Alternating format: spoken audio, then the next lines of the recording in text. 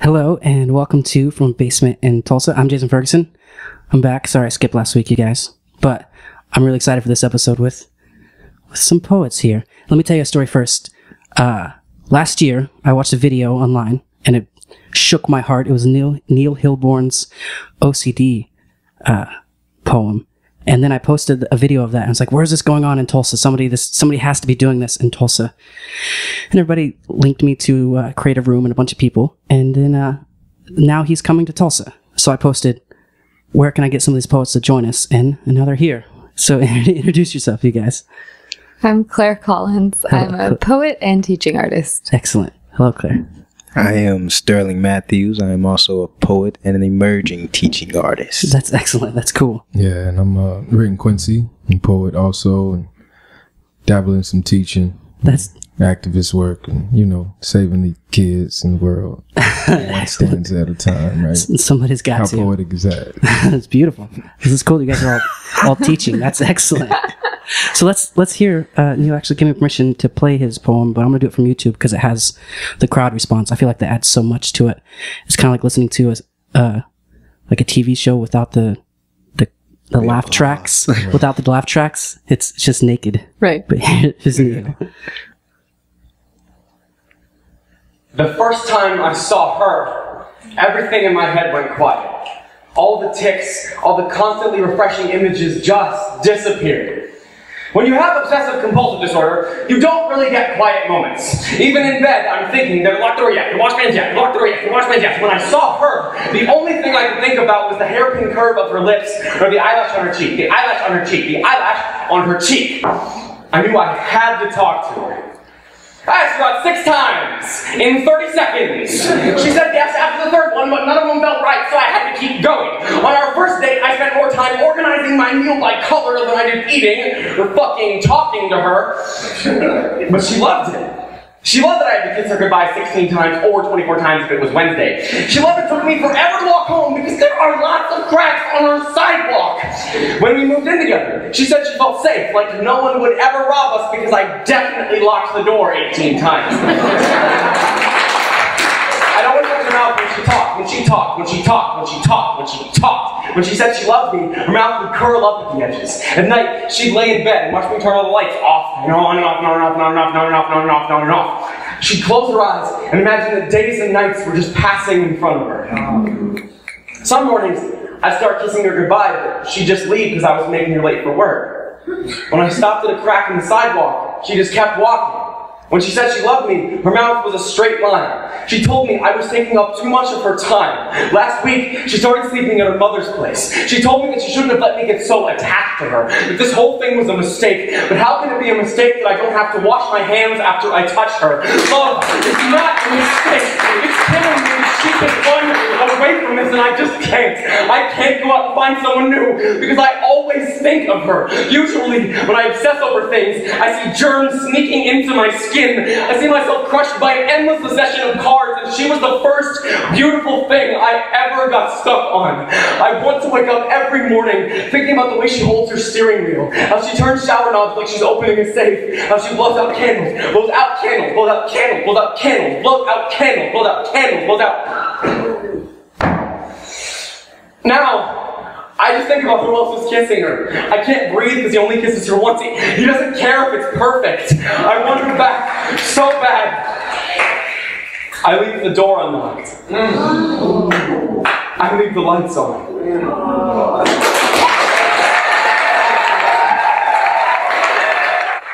I should have cut that off at the happy part. But yeah, so then I posted that video, and I guess that video went super viral for him, which is great. Yeah. And so now he gets to do a tour, and he posted, hey, anybody around America have anywhere I could perform? And I was like, yes. And then I freaked out a little bit. I kind of fangirled a lot when he was responding to emails.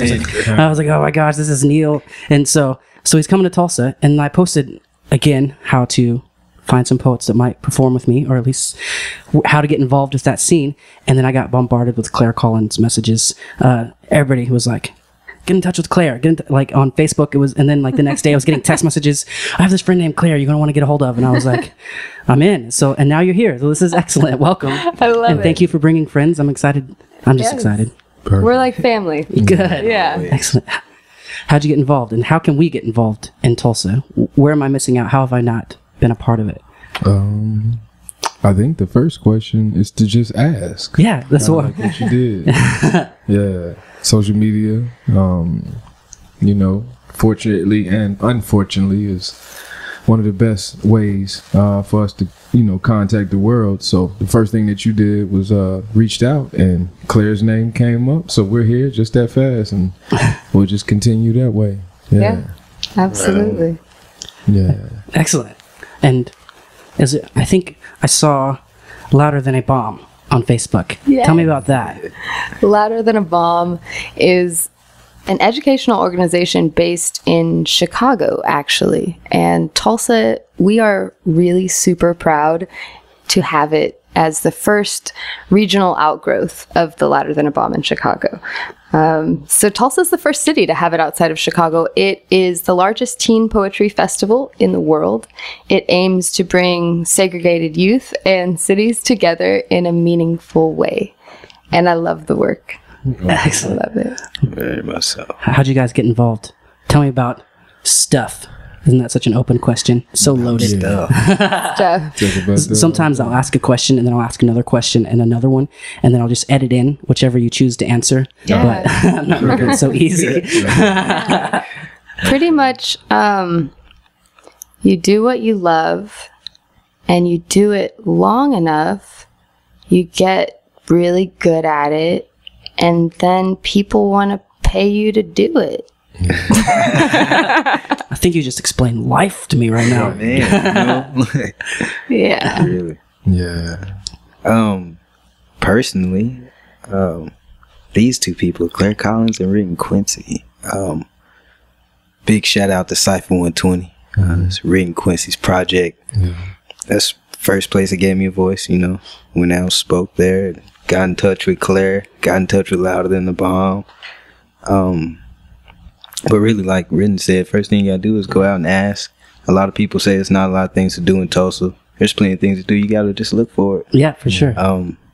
But like Cypher 120, many artists, other than poets, musicians, many artists come there, and we share and work there. That's where we go to work, you know. I think I saw some videos of that. What is Cypher 120? I think is it a Monday night thing? Yeah, or? Cypher 120 is it's an open mic jam session. So Excellent. like Sterling mentioned, you know, a lot of people talk about there not being certain outlets or just things to do. And what I'm learning is that, you know, the longer that you sit back and wait for something to happen, the stronger the chance that it never will.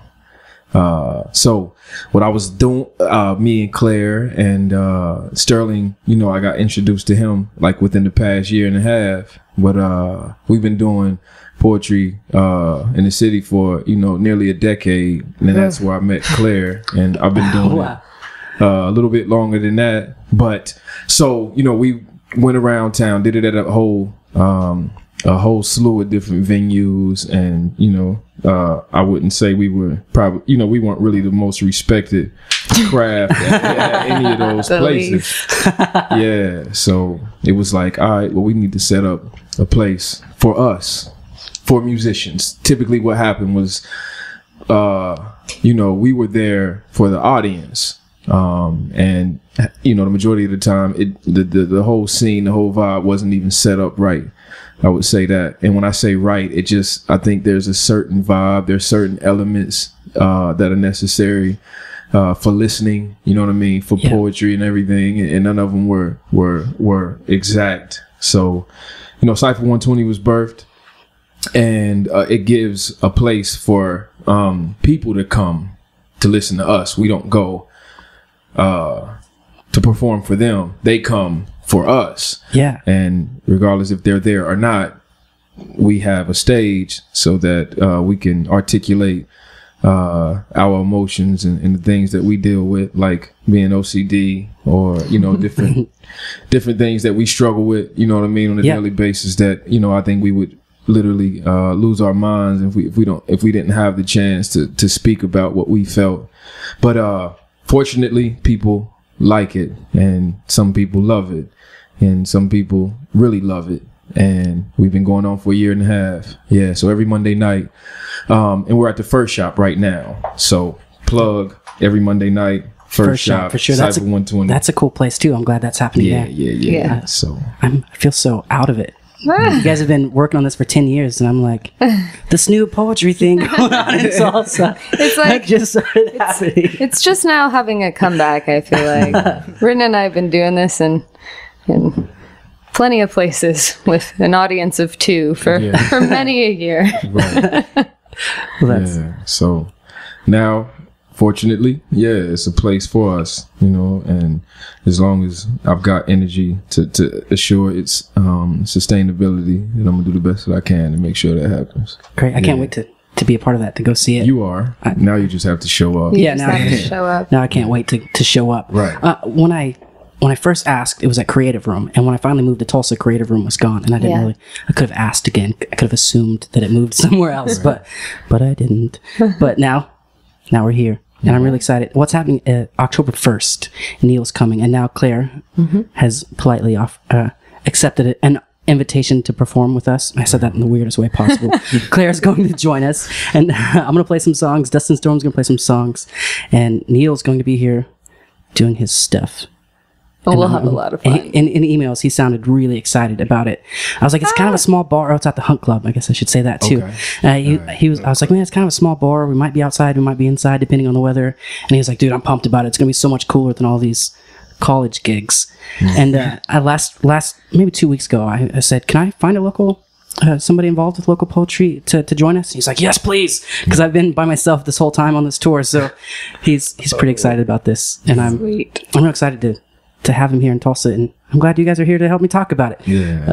I can relate a little bit to just the odd circumstances you can find yourself in as a performer when the room isn't right. Like when you're playing heartbroken, cheesy love songs to a drunken crowd that wants to hear Journey. I'm sure you guys have performed on some of the same stages. Yes. Right.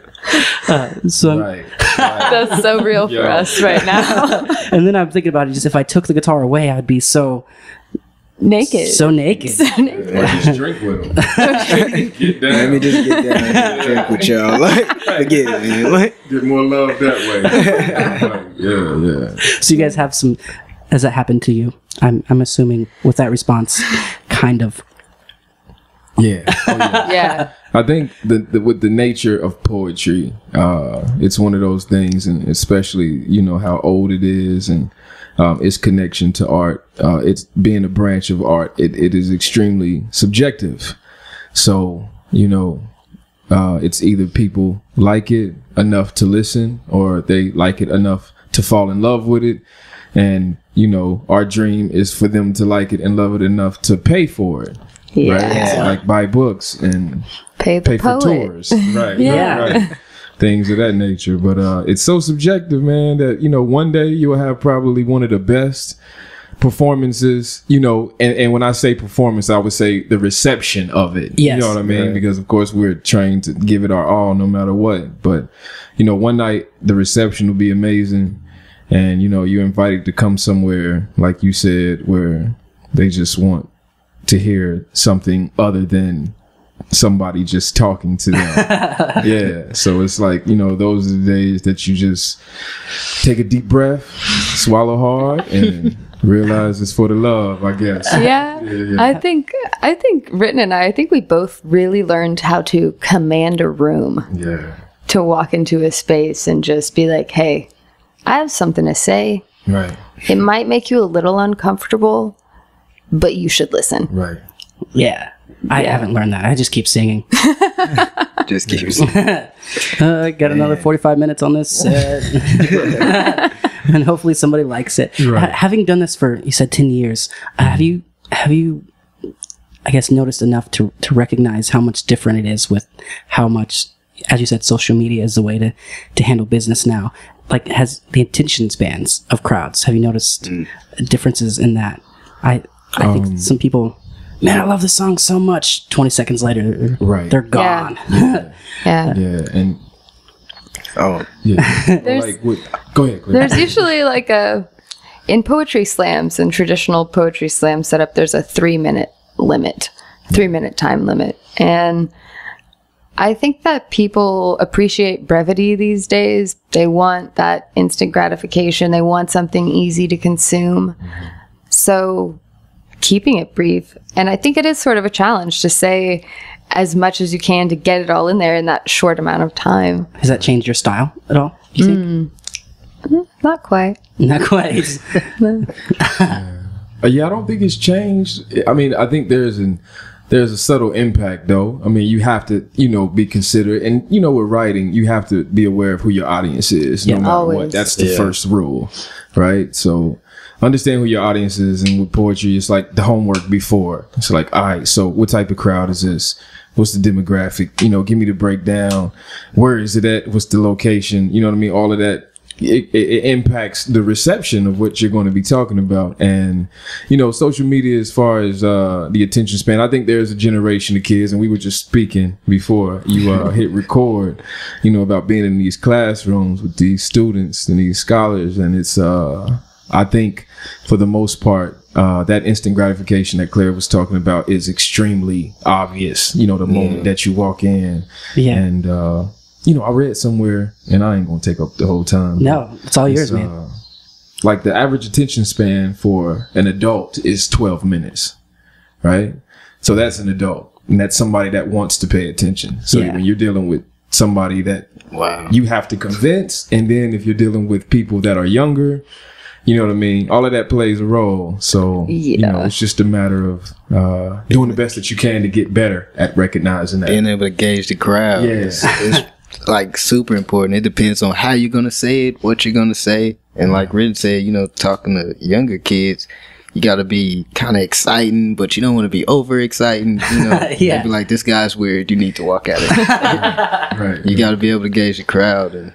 And, as far as I go, I'm lucky enough to have 2 wonderful mentors seasoned in the game. So I get to watch and learn. Like, I gotta get it down. But gauging the crowd is one of the most important things. I'm excited to see how you guys handle it. I'm not gonna lie, because I'm not good at it. I just finish the song, and hopefully, with a band it's way easier. People tend to pay attention longer. But man, sometimes it's like, man, am I singing another love song? So I'm excited to see. Obviously, the emotion is, I'm assuming, a big part of it. Oh, and absolutely. I don't even know how to begin to understand what you guys do to keep the crowd in it. I think like incorporate emotion, and that could be translated to like a dramatic effect. Yeah. And some theater, to it. And I think that, that helps out a poet, depending on how much they can tap into that in order to convey what it is that they're saying. I think that, that can solidify, whether or not you're worth being listened to, or, we are worth listening to. And again, that changes every day. So, yeah. I've been acting for 16 years, and I think that's definitely helped my craft. I also think it's being able to tap into those emotions. Poetry is very much a transference of emotions. And I think that's what I love about poetry, is that it's naked. You don't have a guitar. You can easily mow through those barriers of race and class and all the things that we so commonly and comfortably use to say, I'm so different from you and I'm so different from you. And you get down to that raw emotion, which at the end of the day, everyone feels. Everyone gets heartbroken and lonely and sad. And so when you break people down to that point and you have them in the palm of your hand and you're making an entire group of strangers laugh at the same time, cry at the same time, that's the magic. Yeah. Then your job is done. Yeah. I think we all felt the magic just now when you're talking about it. So your point has been proven. We're all just like, yep. Excellent. And it's cool seeing, I have had a couple, I guess, 2 stand-up comedians come in, and the first one made me realize how similar it is to be a musician and stand-up. And just about every kind of art form, it's a lot similar. Like booking shows, and we could talk about the same bars, and we could talk about the same kinds of crowds. So that's the first thing that's super cool to me. Yeah. That's neato. Yeah. It really is, yeah. And a lot of it is the same. You know what I mean? It's just I guess you would be tapping into a different like a vein of harmony. You know what I mean? Everybody wants to laugh, so comedians have a place. You know what I mean? And the body vibrates at a certain, you know, harmony or something. So music plays an extreme role in our existence in life. You know what I mean? And our jobs is to talk about what it's difficult for everybody else to talk about. I think it's all, like you said, it's all kind of the same. It's that transference of emotion. You know, music portrays an emotion. We speak it. That's all it is. I think people just appreciate the transparency in the person, like being able to see that rawness, and they just saying the things, like Ridden said, saying things that's hard for people to say. Like, people really appreciate it. I think that's the real power in it. Yeah. Like, I think we've all probably run into a situation where even if there's nobody there, you get done and then somebody comes up to you afterwards and it's just like, or you get hit up on Facebook or social media or something, or it's just like, hey, you probably don't know who I am, but you said something and it's just like what you did. It was exactly the way I felt. You know what I mean? And it's just like, so affirming. Yeah. Thank you to all those people. Somebody come up to you like, you told my story. Right. Like, you were talking about me, or you were talking to me. Like, that's real. Yeah. You know, don't know their name, don't know where they come from, but they like, that hit me right there. Yeah. That's one of the rewards of it. And you never know the extent of that. Right.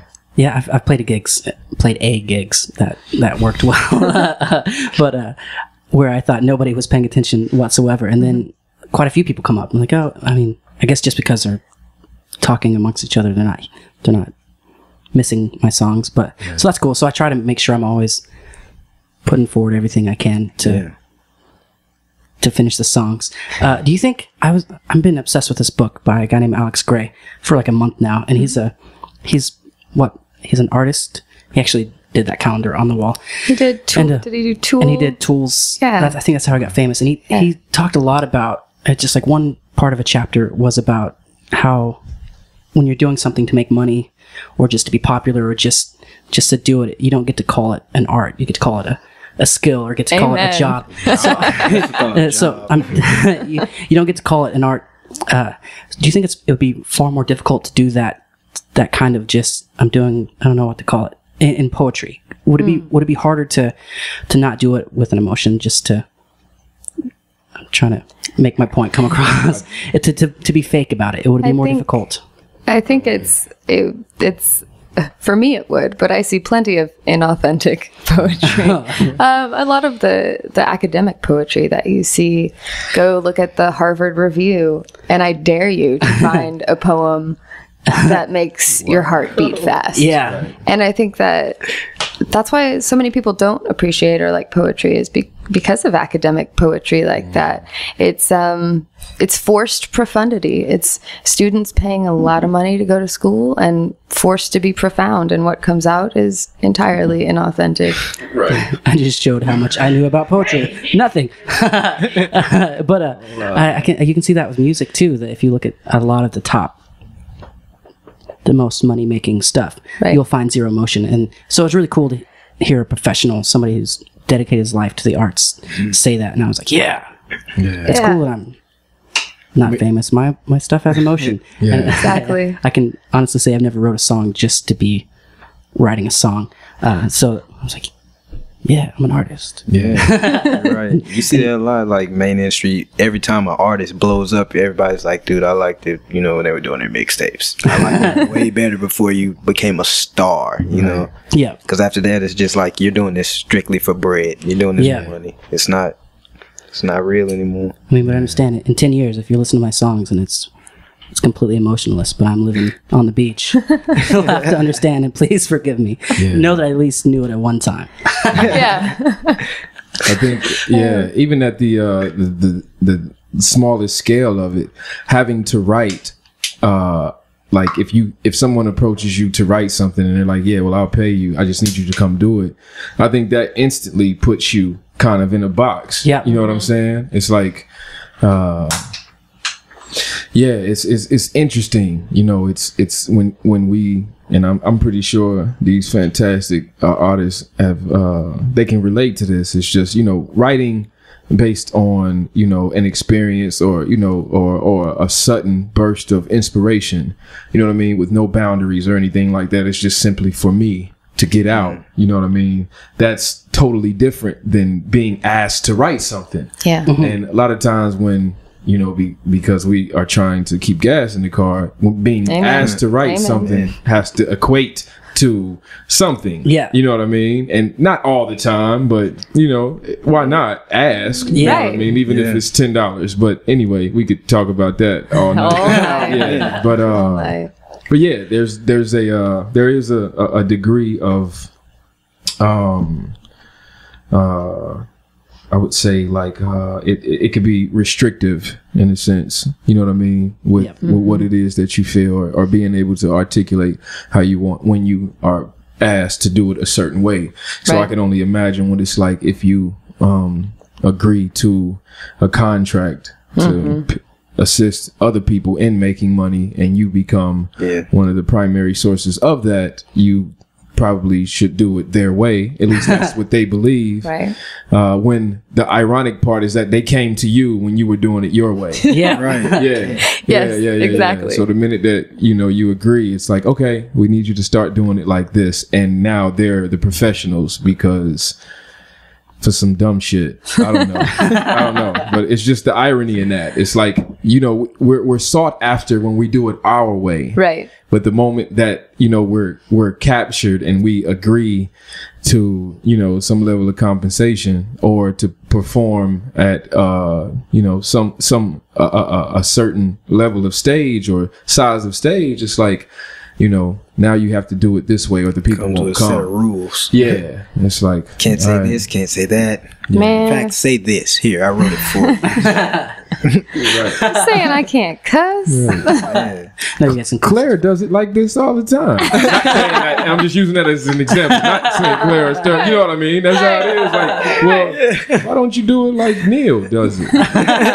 Neil. I'm not Hey, Neil. Neil. Yeah. Right? Right. Yeah. I think it's cool that Neil's coming in. He's not anything famous, I guess. He's just getting the first chance and taking the chance to Right. hit the road. And so it's really cool. He's just another dude just from another town whose video has a few more views than myself. But so I'm excited to get to know a little bit about your art so I can appreciate it more there. And I feel so bad that I've been missing out this whole time because I enjoy it so much and I respect it. Maybe if I tried, I could Oh, don't sing feel up there bad. without the guitar, but feel bad. I really- really feel bad if you don't make it out now. no, I could never.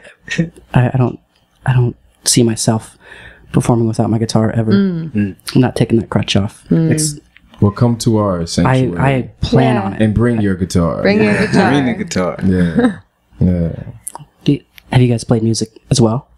Well, personally, I had just started picking up guitar Cool. a few months ago, so it's just something else. I can't wait to see what comes of it.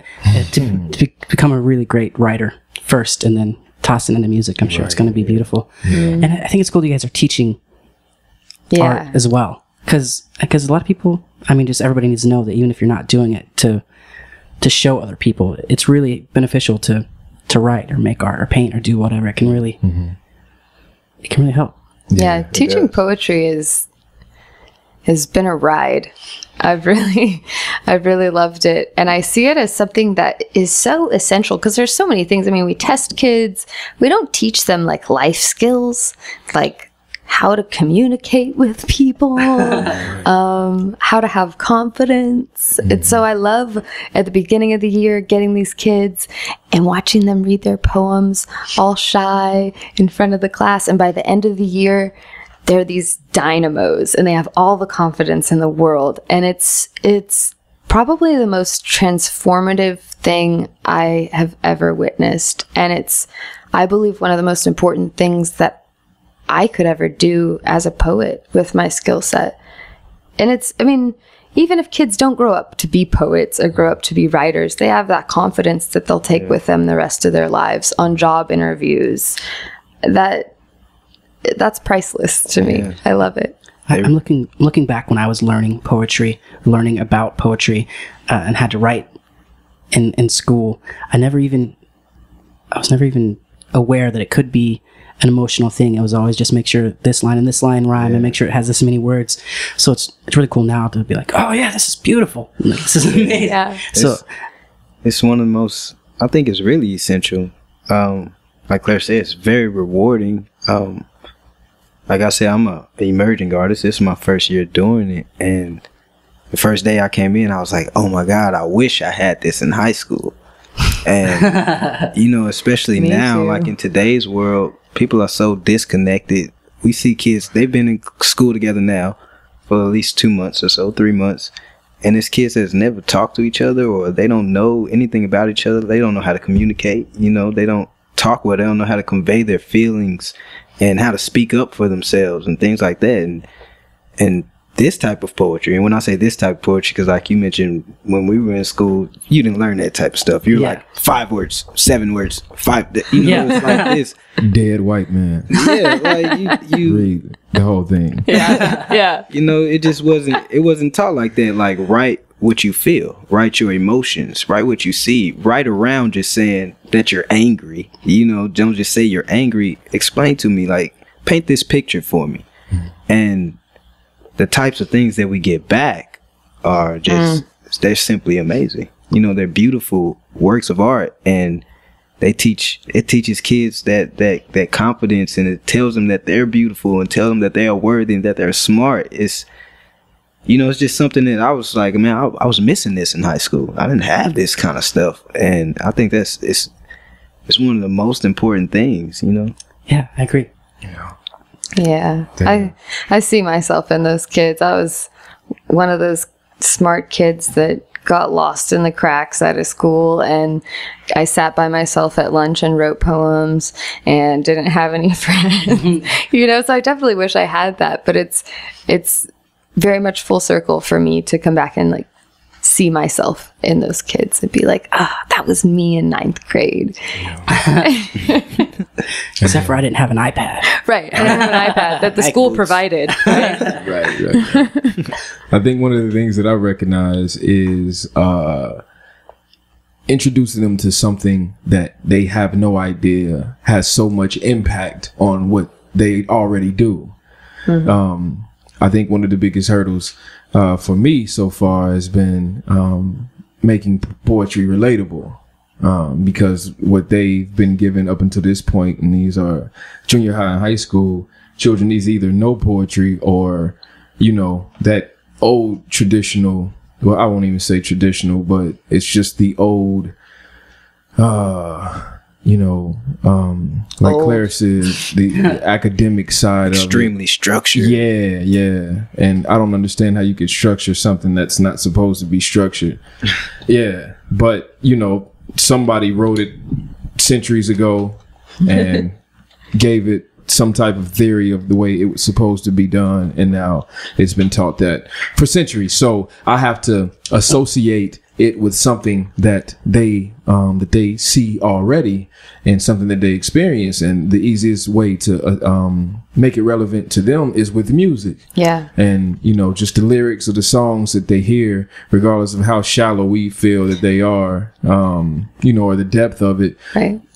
All of it's poetry, all of it. And the rhetoric behind poetry is, you know, can even transcend into, you know, all forms of oratorical delivery, right? I mean, it's done with politics. Whenever there's a speech, there's some form of poetry or a style of poetry that has to be added to that in order for it to be communicated. And you can see the dynamics and the mechanics of poetry in any speech that's ever been written, any song that's ever been written, a sermon when it comes to church.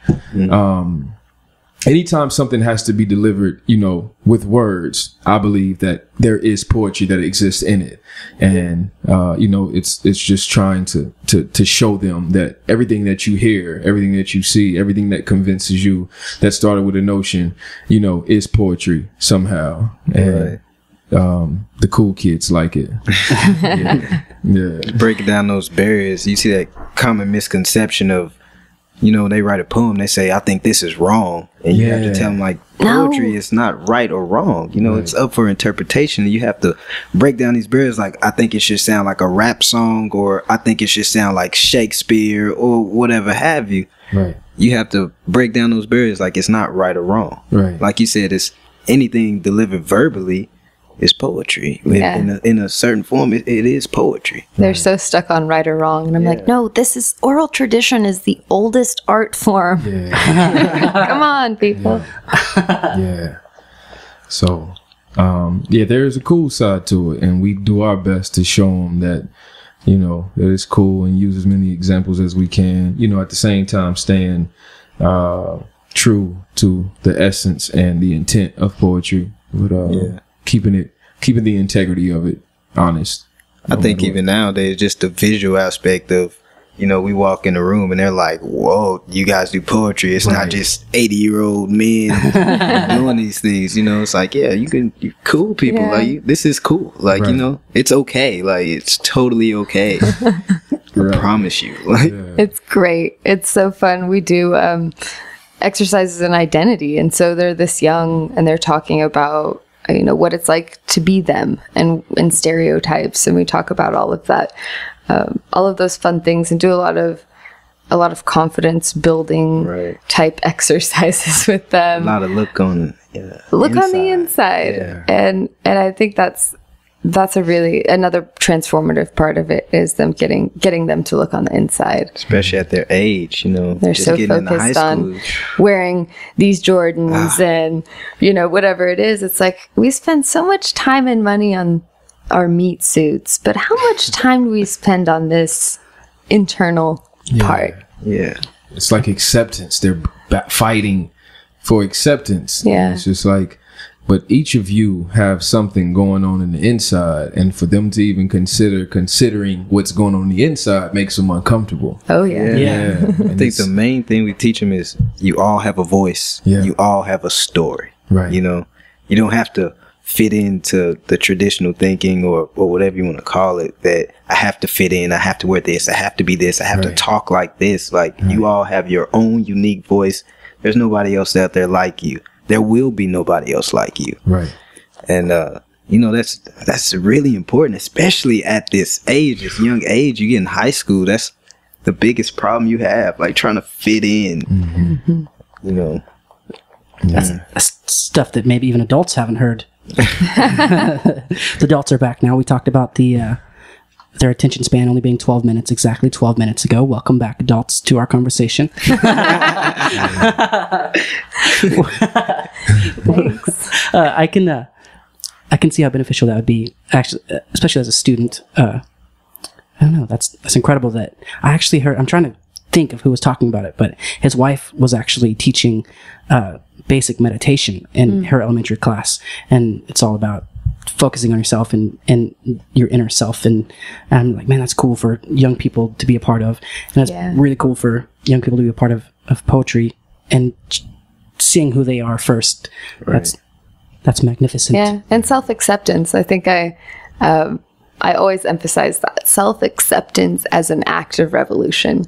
When we live in a world with crazy, wild standards of beauty and all of these things, and when you resist the dominant culture that says you're not good enough or you don't fit into this narrow standard of what is considered beautiful or perfect or enough, when you just accept yourself, that's actually an act of revolution. You're resisting the culture. So I talk about cultural resistance and resisting the culture and being revolutionaries by accepting ourselves. So we're all out here educating some rebels. Well,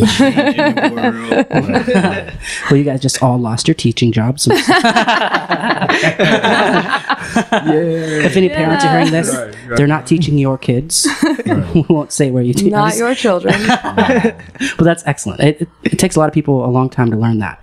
I think. And maybe some people, I mean, it's probably pretty common that nobody ever fully learns that. Right. Yeah.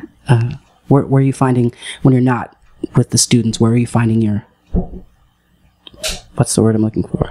Motivation. Not motivation, but Inspiration. Where are you finding your inspiration? Oh man, inspiration is everywhere. It's Yeah. kind of hard to, every day you wake up. I mean, I know we also talk about in class, they think that poets wait for the perfect moment for the moon to be right and it's red in the sky and the bird to fly past. That doesn't happen like that. Every day you wake up, you have something to say. Somebody once told me, that was like, you talk every day, don't you? I said, yeah, I talk every day. I said, then you have something to write every day. So, waking up, breathing, being alive, walking the streets, driving my car is inspiration. Yes. Every day. Yes, you have to be an active observer of the world around you. Actively, notice the homeless man next to the highway. Notice the smells in traffic. All of those things are inspiration, and it is really an act of meditation as well. Yeah. I can see that. I agree with both of what they said. It's our experience in life is based on the data that we take in, and everything that we do when we live is us taking in data. So every experience that we have from the day that we're born, or at least to the day that we understand, there's a level, you know what I mean, when I guess you're conscious of what's Self-aware. going on. Yeah, right. There's data there, and there's always something to go back on. I think with poets, or at least what the perception might be, is like what Sterling was talking about, is that it doesn't come all the time. You know what I mean? Well, what does in life? What comes all the time? You know Not what I mean? Yeah. So it's even during those times that you feel like nothing is coming, I believe those are the perfect times for breakthroughs, and you just have to keep pushing at it. So even sitting right here, you know what I mean? Like, an artist always sees everything is a canvas, right? Everything's a canvas, and there's something to draw off of at any moment's time. And for the ones, the true of us, I would say, the ones that are truly invested in this, just like with the professionals, they say with musicians, well, what happens when somebody comes to you and offers you a gig, you know what I mean, or offers you a deal? Are you able to just do something on the spot? Well, I think even with poetry, no matter what's going on, if we were just given a moment of silence, we could draw something off of that, no matter where we are. So yeah, it's just that we're taking in data, and like they both said, being actively aware and conscious of what's going on. Yeah, and even when you're not actively aware and conscious, and you might be inebriated, offer something that helps life a little bit easier, go through a little bit easier. And then you can draw for those times too. Yeah, for sure. Yeah. Oh man. Yeah. Poets And are some of us sneaky. do best then. Some of us do the best right then. My problem is I never write until I've had too much of those life-assisting liquids. I don't remember what I wrote. Right. And I'm not going to record it because I don't want to hear it either. Oh, yeah. Yeah. But yeah, that's cool to hear. Yeah. It's cool to point out too. Yeah. Just to- Yeah. We're sneaky. Yeah. Poets, I think we walk into a room and we notice what other people don't. Yeah. Word. Yeah. So trying to think. we're of one. watching. Eyes are always open. All the time. Always Yeah. open. And we may see things a little bit different. So Yeah. when you run into one of us, or when we run into each other and don't even know it, it's just like, you must be a poet. You are too? Like, stay away from each other. The tectonic plates of life will begin to shift. Explosions and just happen. Next thing you know. I always find if I'm in a car with two or more poets, I'm gonna get pulled over I don't know what it is. It's happened to me like 3 times though. You just feel It's like it in having there. high beams on. Like you're driving with the high beams. Like, no, you're not. I can see it. Yes, you are. Yep. Something's going on in here. I don't know what it is, but something's going on. happening. Somebody tell me. They just Get a feel dog. it, man. I'm getting feel a it. dog. I'm getting it. Everybody get out. Right. Thought crime. Right. There's some major thinking going on. Right. I like it. You were going too fast. No, it just looked like we were. We thought we were going too slow. Slow. Yeah. Right on. Where can myself and listeners find your material or connect with you guys?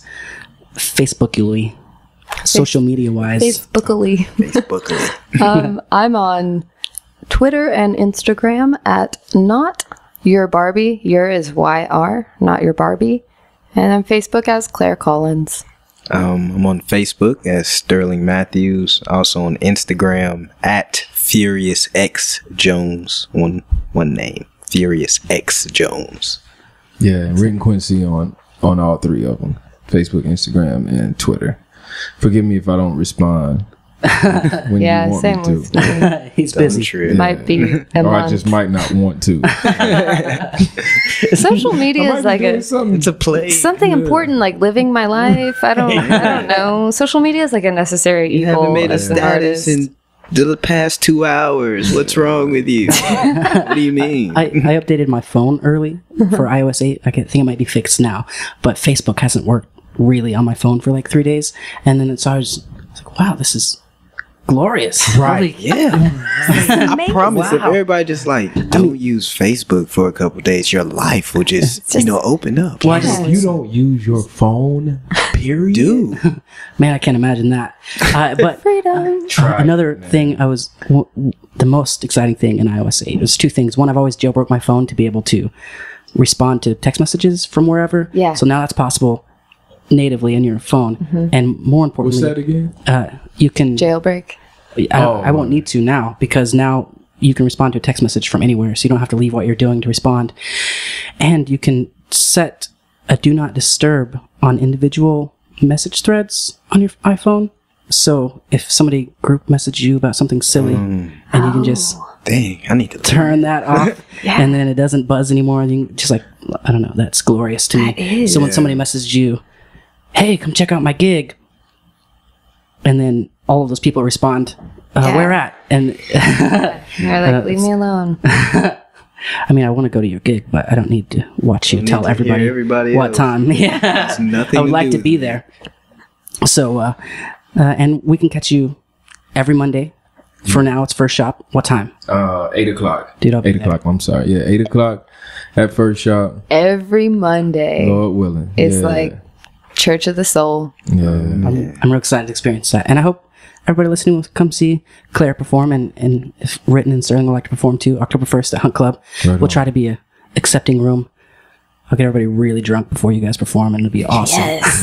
They'll all be crying at the Oh end. my God. I think we're starting at 9. Perfect. So Wonderful. October 1st, 9, 8 And then o'clock. that Monday before. Right before. You'll be coming out I will be there. to publish and pump and to tell everybody about what's Yeah. happening October 1st. Come make an announcement at Cypher. I'm excited to see You that. will. I made That a was commitment. there was an exclamation. Everybody No, there else- was a period after that. Yeah. That wasn't a question. You did. No. He looked No, I'm you just in the letting you eye know. like, should I be scared right now? No, you'll be there. It's in my house. My studio. Yeah, you will be there. So thank you guys so much. Thank you, everybody. Thank you. Thanks for listening to From a Basement in Tulsa. I hope you had fun. Yeah. And I'll see you guys Monday night. Yeah, Monday, Cypher. Definitely. Cypher 120. Claire Collins and Sterling Matthews. the Ring best. Quincy. Yeah. Already. Right on. Already. Already. Thanks. Bye, guys.